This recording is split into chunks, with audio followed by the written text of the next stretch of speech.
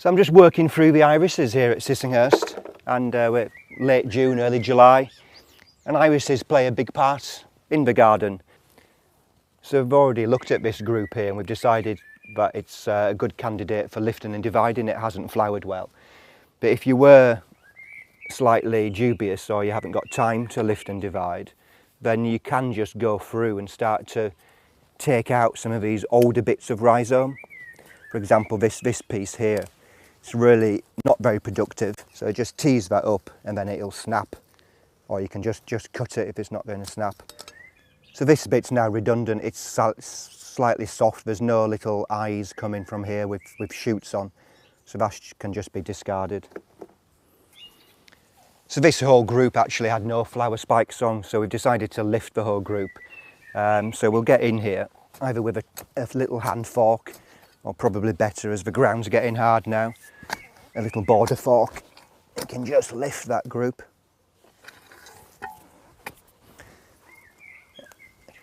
And then perhaps a little sheet would be handy, or use your trug and just work over the trug. Just break that soil off. It'll just drop away, it's nice and dry. What you can see here, crucially left behind, are a series of roots. We've got the old roots, all of these ones, but then just look, all these little white roots that are just starting to grow. So this is a perfect time to lift and divide bearded iris. These roots, irises are making their new roots now. If you do it any later, you know, in autumn when you might lift and divide, it's far too late because you'll damage all of these as you do it. So you're teasing apart, you can see. I've pulled those pieces apart. So with this piece here, what I'm going to do is break it up, so I'm probably discard this middle section.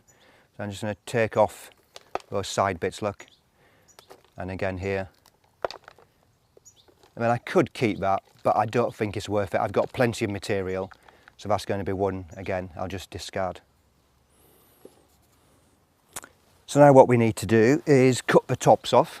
So this leaf is still quite green, but often when you're doing this lifting, the leaves have started to go brown, but nevertheless, I would still cut this off.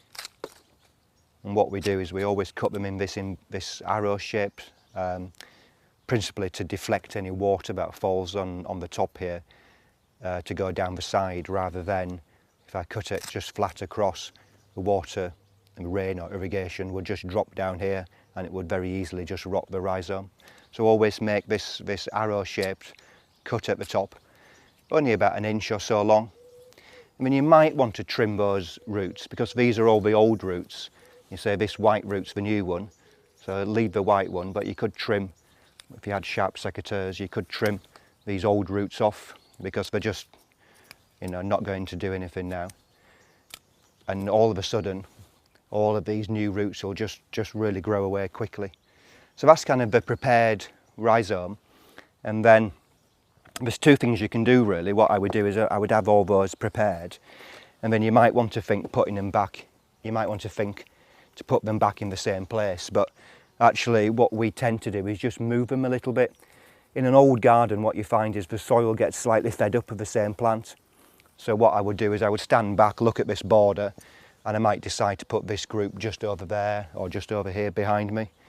So what I tend to do with the lifted rhizomes then is to pot them all up into pots and put them in the nursery, and then I can grow them in there a bit more under control, and then decide to plant them later in the summer or even next spring, kind of March, April time.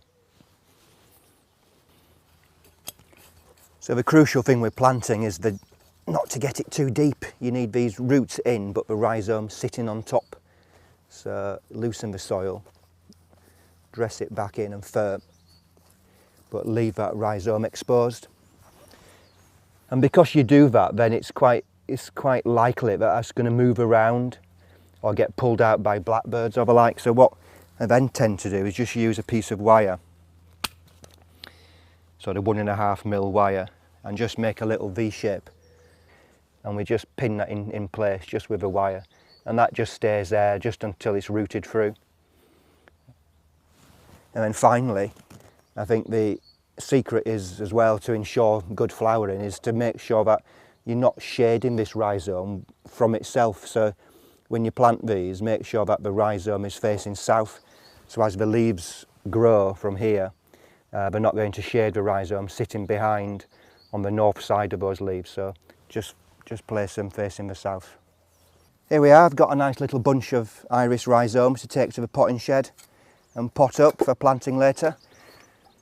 One group down, 80 more to go.